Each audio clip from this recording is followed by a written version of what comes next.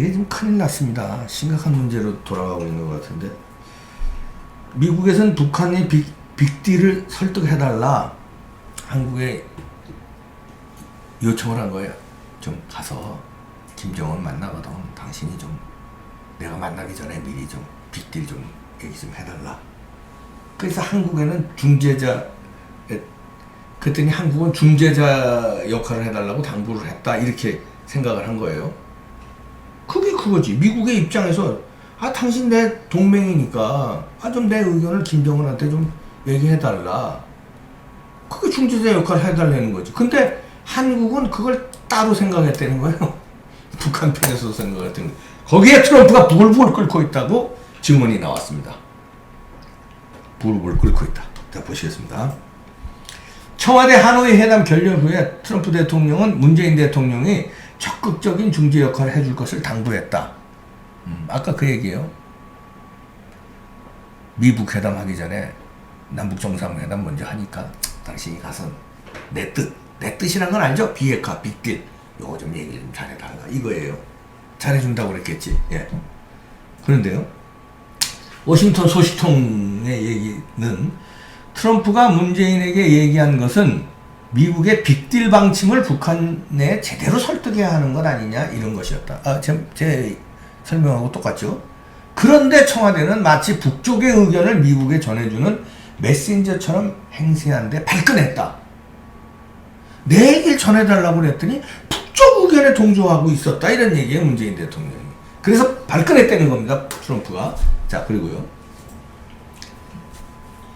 이 외교부가 지난 7일날 얘기한 건데, 이달 중 강경화 외교장관 마이크 폼페이오 국무장관 회담 개최를 추진 중이다, 이렇게 발표했었거든요. 이달 중에 강경화 폼페이오가 만날 것이다, 그 추진 중이다, 이렇게 발표가 나왔는데, 그런데요, 워싱턴 소식통에 의하면 폼페이오는 생각 없다는 거죠. 폼페이오 장관은 이미 관계자들에게 이달 중 안 만나겠다. 그 이제 한국 외교장관이 이런 사람들 만나봐야 골 아프다 이거지. 뭐 되는 것도 없고 저쪽 편만 들고 안 만나겠다. 강 장관이 싫어서가 아니다. 이번 발언 청와대 발표 있잖아요. 거기에 대한 불쾌감으로 받아들여도 된다. 그렇게 해석해라. 이거 외교 관계에서 굉장히 강한 얘기입니다. 그리고 굉장히 신뢰되는 얘기예요. 웬만해서는 이런 불쾌감 표시 안 해요. 그냥 무슨 다른 일정이 있어서 연기한 거다, 이런 식으로 워딩을 하거든요. 그게 아니라 불쾌감으로 받아들여도 된다. 대놓고 얘기한 건 외교 관례상 상당히 열받았다는 겁니다. 나중에 다시 일정을 잡자는 입장을 전했다고 합니다. 그리고요, 여기서 이제 백악관 수석 전략가가 있거든요. 스티브 배넌이라고 아주 유명한 사람인데요. 한국 문재인 정권에 대한 불만은 어제 오늘의 일이 아니다. 우리가 여기서 수태 얘기했잖아요. 자포자기 분위기도 있다. 이제 미국에서는 한국을 포기했다는 거예요. 골 아파. 다만 이를 겉으로 드러내지 않는 것이다. 그 순간 한국 내 반미 기운이 고조될 것으로 보기 때문이다. 이거 무서운 얘기예요. 한국은 이미 포기했다. 그런데 그거를 겉으로 드러내지 않는 거는, 만약에 드러내면은 더 반미 감정이나 반미 운동이 고조되기 때문에 표현 안 하는 거다 이거예요. 너무나 대한민국에 열받았고, 너무나 그리고 한국을 꿰뚫어 보고 있습니다. 우리 민심 꿰뚫어 보고 있고, 좌파들 꿰뚫어 보고 있고요. 문재인 정부의 심리, 사상 꿰뚫어 보고 있습니다. 이제 포기 상태다. 이제 포기다. 포기라는 단어를 썼습니다. 외교상 이런 표현 잘 안 써요. 제대로는 안 돼. 이래.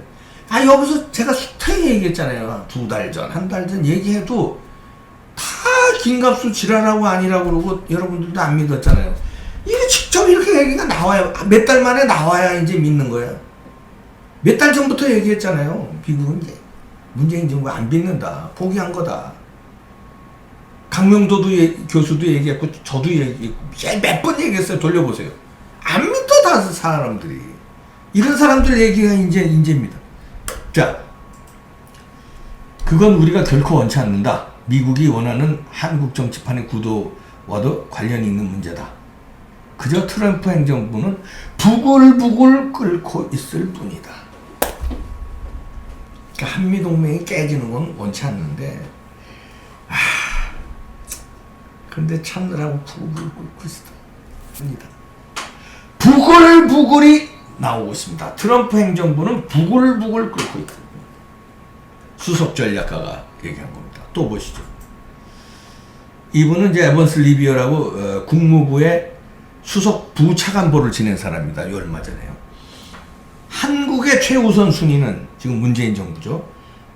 남북 협력 강화에서 통일을 위한 기초 다지기였지만 미국의 최우선 순위는 북한의 대량 살상 무기 해체다. 이거 한국의 최우선 순위도 이거 돼야 되는 거 아니에요? 북핵 제거가 한국의 최우선 순위 돼야지. 왜 남북 경협 강화하고 통일을 위한 기초 다지기를 해? 핵이 저쪽에 있는데. 그 얘기하는 거예요. 그리고요. 루이스 베넷 랜드 연구소 연구원인데요. 이 랜드 연구소도 아주 유명한 데입니다. 이 차이가 미묘한 것 같지만 결국은 미국과 한국의 초점이 각각 최대 압박, 북한과의 관계 강화로 갈라졌다.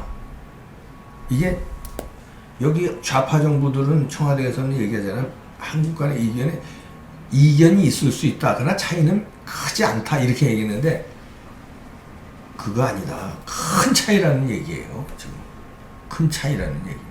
엄청난 차이. 네. 빅터 차 아시죠? CSI에서 한국 석자인데 이분이 뭐 전 정부 시절 클린턴 행정부 시절부터 아주 한국 문제에 관해서는 미국에서 아주 대통령들이 웬만하면 이 사람한테 물어봐요. 아주 유명한 사람인데 뭐 교포죠? 3세인가 그럴 거예요. 교포인데 한국말은 뭐 잘 못하실 겁니다. 하여튼 워싱턴에서 한국 문제에 관해서는 뭐 베테랑 중에 베테랑이에요. 이분이 얘기하는데 조지 W 부시 대통령은 보수, 노무현 대통령은 진보로 완전 달랐다. 그때 그랬죠.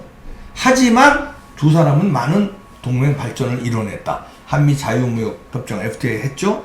이라크 파병 같이 했죠.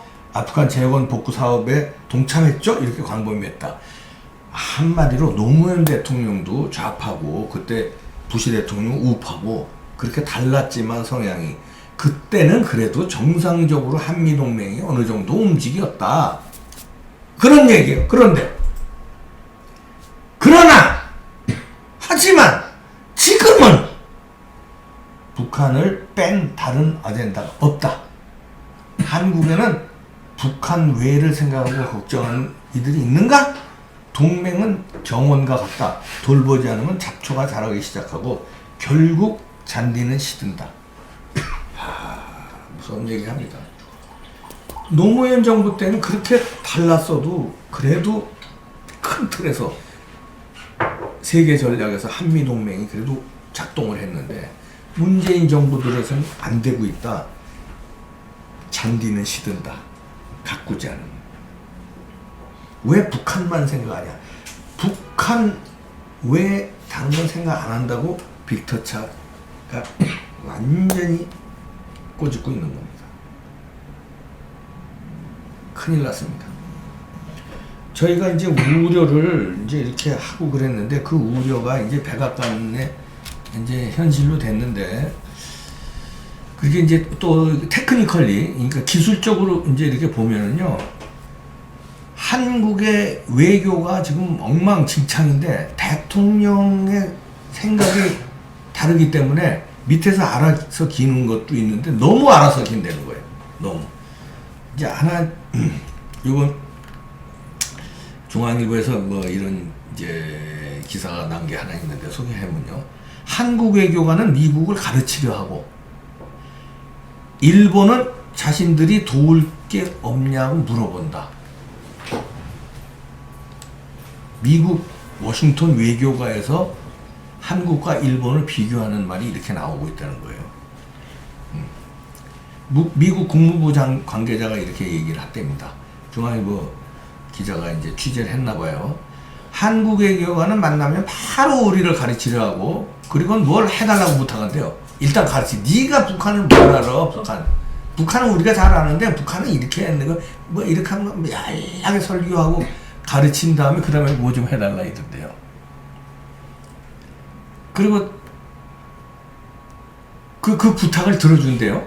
그러면 그 후로 한동안 연락이 끊긴대. 아우, 나 진짜 알파게. 아우, 쪽팔렸다, 진짜. 이게 워싱턴 국무부 관계자가 얘기하는 거래요.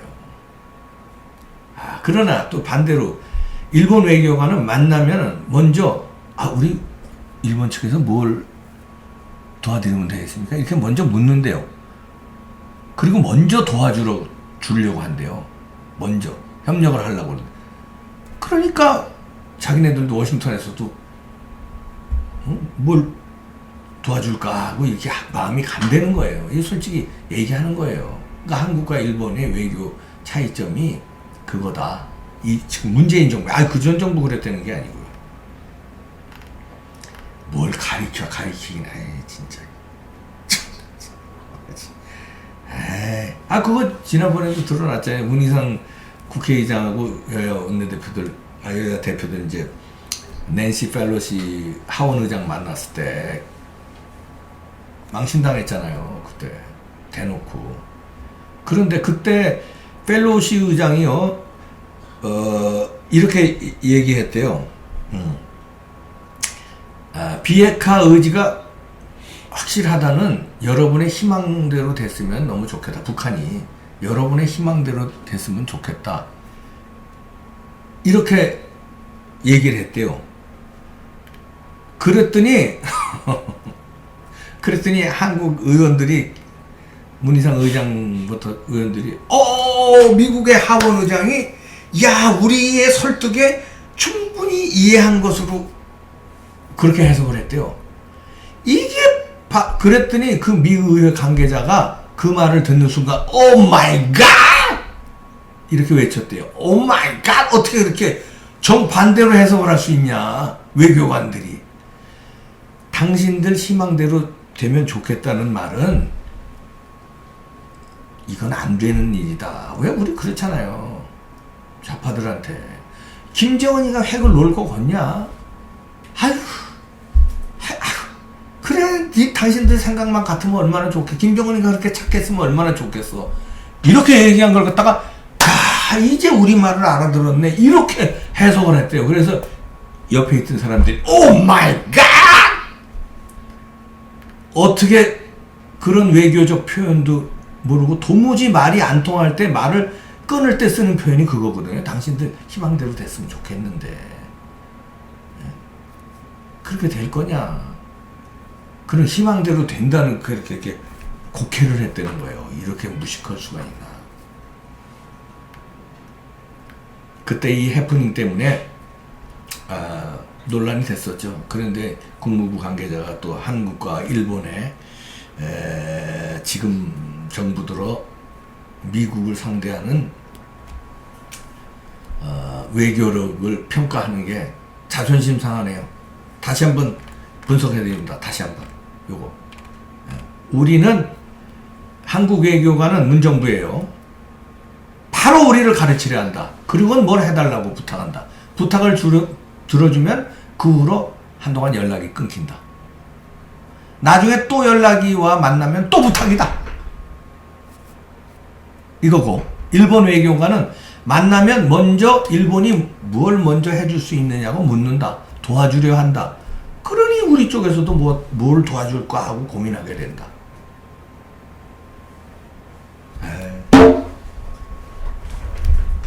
가만있어 봐. 외교부 청사 어디 안 보이시죠? 요가 저 뒤가 청와대잖아요. 그쪽이 외교부 청사인데, 하기야 뭐 외교관들 지금 뭐 알아서 기는 거지. 저 청와대에서 북한만 생각하고 있으니까, 한미동맹은 제쳐놓고 있으니까 알아서들 이렇게 기는 거지 뭐. 누구 탓을 해? 청와대 탓을 해야지. 진짜.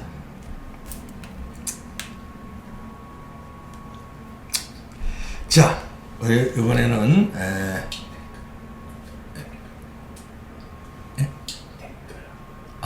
댓글 좀 볼까요? 네.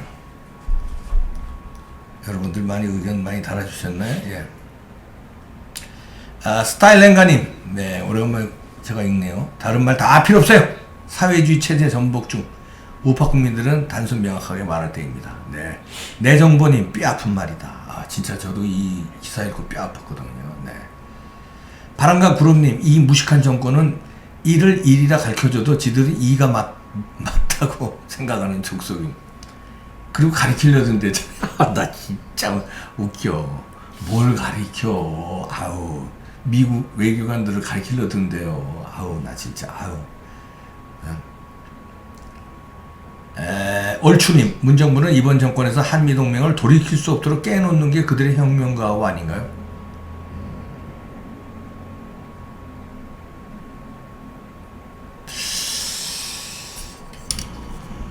저도 이런 의심을 하고 있는데,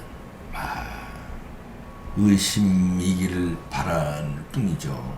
의심이길 바랄 뿐이에요. 팩트가 아니길 바랍니다. 조금 의심이 가는데 이분도 그렇게 의심을 하는군요. 일부러 그런다면 진짜 역사에 큰 죄를 짓는 겁니다. 곧 엄청난 심판받아요. 뭐 이명박 정부, 박근혜 정부 때 대통령 이하 중요한 사람들 지금 구치소에서 고생 좀 하고 있는데 그 정도 고통은 그거는 아무것도 아니고 완전히 진짜 큰일 나는 데니까 역사에 완전히 그냥 참 그걸 한치 앞을 모르고 저렇게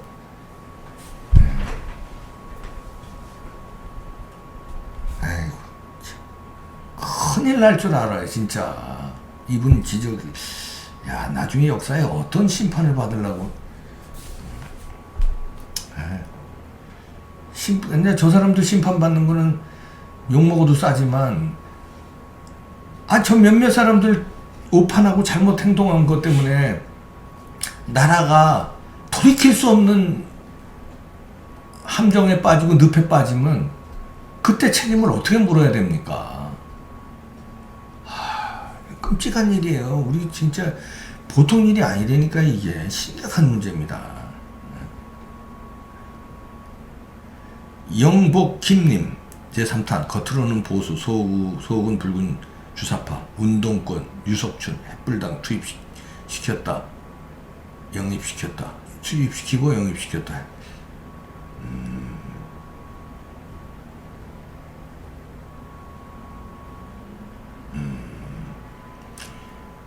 미진조님 역사에서 파버리죠. 절대 좌파는 뽑지 말자. 역사에 파버리는 게 아니라 역사에서 큰 심판 받을 겁니다. 역사에 심판받은 과거에 옛날서부터 있죠. 그런 엄청난 심판들 이거 내릴 수 있어요. 지금부터 잘 마무리 못하면은요 이대로 가다가는 큰 심판 받습니다. 두고 보십시오. 이대로 가면은 빨리 정신 차리지 않으면. 최강천님, 야 엄청난 얘기를 써주셨네. 나라가 있어야 심판하지.